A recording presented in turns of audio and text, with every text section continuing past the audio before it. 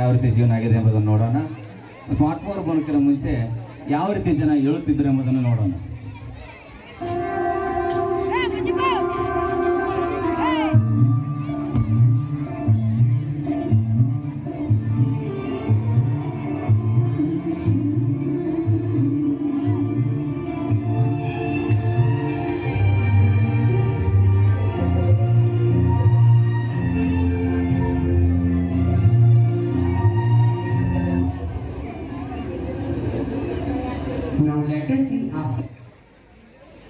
ಈಗ smart phone ಬಂದ ನಂತರ ಯಾವ ರೀತಿ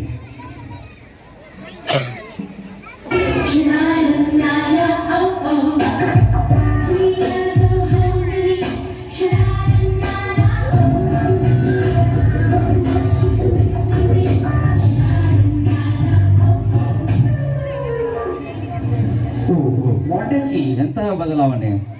ಹಲವು ಸಂದರ್ಭದಲ್ಲಿ ಕುಟುಂಬದವರು ಯಾವ ರೀತಿ ಊಟವನ್ನು ಹಂಚುತ್ತಿದ್ದರು ಎಂಬುದನ್ನು ನೋಡೋಣ.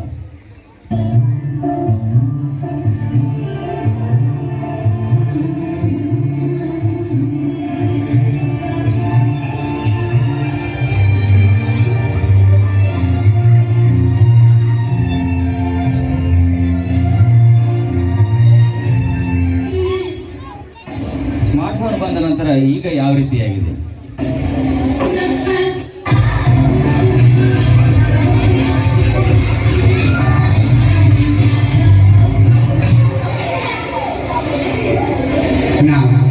ಈಗ ಹಂಚಿಕೊಳ್ಳೋರಿಲ್ಲ, ಕೇಳೋರಿಲ್ಲ, ಕಾಳಜಿನೂ ಇಲ್ಲ. ಒಳಾಂಗಣ ಮತ್ತು ಹೊರಾಂಗಣ ಆಟಗಳು ಯಾವ ರೀತಿ ನಡೀತಾ ಇದ್ದು, ಯಾವ ರೀತಿ ಸಂತೋಷ ಇತ್ತು ಎಂಬುದನ್ನು ನೋಡೋಣ.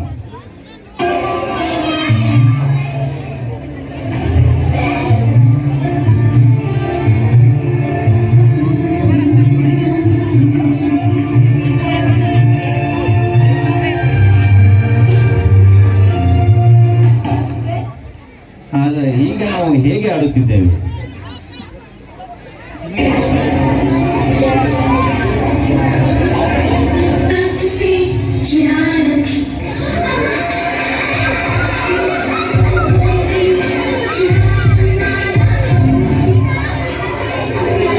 ಈಗ ಹೊರಾಂಗಣ ಆಟಗಳು ಇಲ್ಲ, ದೈಹಿಕ ಕಸರತ್ತುಗಳು ಕೂಡ ಇಲ್ಲ. ಈಗ ನೋಡೋಣ ಯಾವ ರೀತಿ ಮಾನವೀಯ ಮೌಲ್ಯ ಹಾಗೂ ನೈತಿಕ ಮೌಲ್ಯಗಳನ್ನು ಪರಿಗಣಿಸುತ್ತಿದ್ದರು ಎಂಬುದನ್ನು. ಸ್ಮಾರ್ಟ್ ಫೋನ್ ಬರೋಕ್ಕಿಂತ ಮುಂಚೆ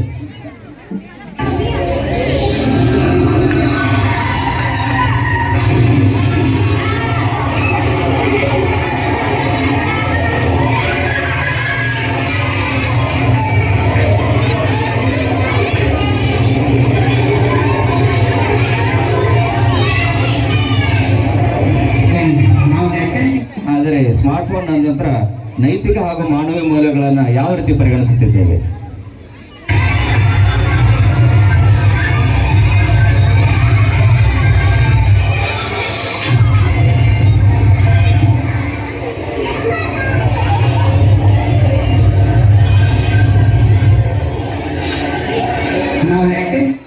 ಸ್ಮಾರ್ಟ್ ಫೋನ್ ಬರೋಕ್ಕಿಂತ ಮುಂಚೆ ಓದುವ ರೂಮ್ಗಳು ಯಾವ ರೀತಿ ಇತ್ತು, ಓದುವ ಪದ್ಧತಿಗಳು ಯಾವ ರೀತಿ ಇತ್ತು ನೋಡೋಣ.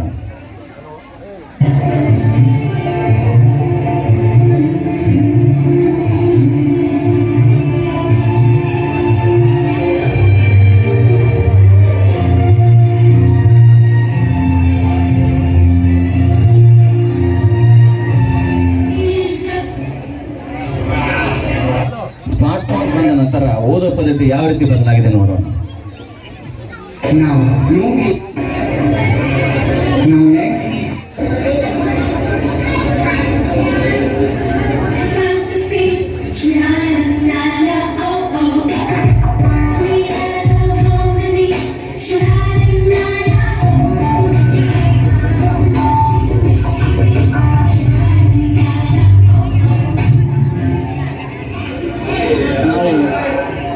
ತಿಳಿದುಕೊಳ್ಳುವುದೇನೆಂದರೆ ಮೊಬೈಲ್ ಬಳಕೆಯಿಂದ ಮಕ್ಕಳು ಓದುವಿಕೆಯಲ್ಲಿ, ಆಟಗಳಲ್ಲಿ ಹಿಂದುಳಿಯುತ್ತಿದ್ದಾರೆ.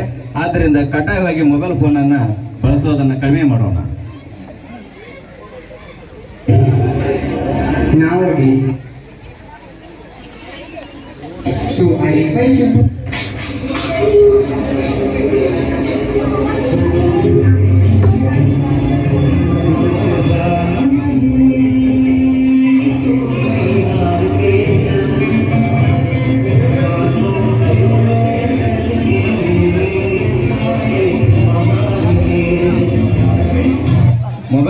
ಬಳಕೆಯಿಂದ ಆಗುವ ದುಷ್ಪರಿಣಾಮಗಳು.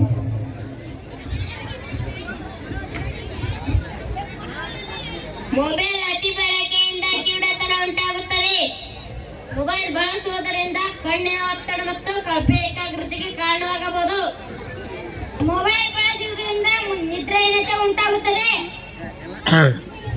ಮೊಬೈಲ್ ಬಳಸುವುದರಿಂದ ದೈಹಿಕ ಸ್ವಾಸ್ಥ್ಯ ಸಮಸ್ಯೆಗಳು ಉಂಟಾಗುತ್ತವೆ. ಮೊಬೈಲ್ ಬಳಸಿ ವಾಹನ ಚಲಿಸುವುದರಿಂದ ಅಪಘಾತಗಳು ಸಂಭವಿಸುತ್ತವೆ. ಮೊಬೈಲ್ ಬಳಸುವುದರಿಂದ ಶೈಕ್ಷಣಿಕವಾಗಿ ಹಿಂದುಳಿಯಬಹುದು. ಮೊಬೈಲ್ ಅತಿ ಬಳಕೆಯಿಂದ ಮಾನಸಿಕ ಅಸ್ವಸ್ಥತೆ ಉಂಟಾಗುತ್ತದೆ.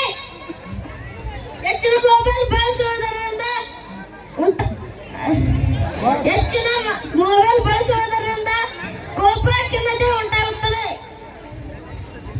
ಅತಿ ಮೊಬೈಲ್ ಬಳಸುವುದರಿಂದ ಮೆದುಳಿಗೆ ಉಂಟಾಗುತ್ತದೆ. ದುರ್ಬಲಗೊಂಡ ಸಾಮಾಜಿಕ ಕರ್ತವ್ಯಗಳು ಮತ್ತು ಸಹನ ಸಮಸ್ಯೆಗಳು ಉಂಟಾಗಬಹುದು.